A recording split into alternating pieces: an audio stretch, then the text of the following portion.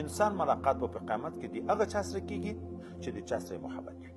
محبت یوه فایده ده، یو د محبت علامه ده. په حدیثو کې ټولو کې د محبت فایده ذکر کیږي. صحابي پوښتنه کوي چې یو څوک د یو چا سره محبت لري خو په عمل کې د هغه سره ځان نشي برابرولی، آیا دا محبت ګټه ورته کی که نه؟ پیغمبر علیه السلام ورته ویل چې او انسان ملاقات په قیامت کې د هغه چا سره کیږي چې د چا سره محبت وي. خو بله ورځ ما دغه خبره درته کړې وه، دا محبت خو علامې بیا لري. محبت رښتیا ده که دروغ ده؟ ما درته تاسو یاد وي چې د الله تعالی د محبت علامه دا ده چې د قرآن عظیم شان سره محبت وي. د قرآن عظیم شان سره د محبت علامه دا ده چې د رسول الله صلی الله علیه وسلم سره محبت وي. د رسول الله صلی الله علیه وسلم سره د محبت علامه دا ده چې د هغه د سنت سره محبت وي، اتباع سنت وي. نو آیات کې دغه علامې ته اشاره کیږي، قل ان کنتم تحبون الله فاتبعوني يحببكم الله. یهودم نحن احباء الله وابناؤه. علامه د محبت الله تعالی دا وی څوک چې د ما د محبت دعوه لري نو دی به د خپل رسول په لار روان وي. نو دغه ځای ته تله شو، خپل ځان د سړی کې تلي چې اوس زه د سنتو څومره تابع یم.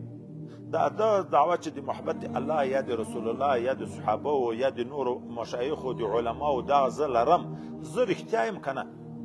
نو وس چې رسېږي هغه وس خو به کې من تشبه بقوم فهو منهم. دا تاسو په اوس موقع نشته دی، یو رساله به ما د کال په اخر کې شروع کوله.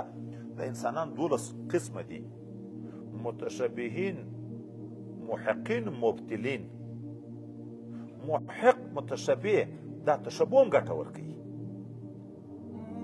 رښتیا یې زړه غواړي د علماو علم، د هغو کردار، د هغو لباس نو کالي د عالم په شکل جوړوي.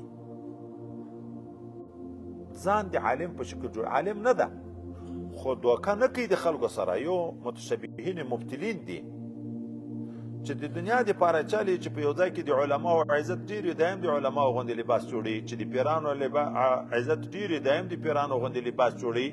هغه لباس کې تشبه کوي خو خلکو د جوب غل وي.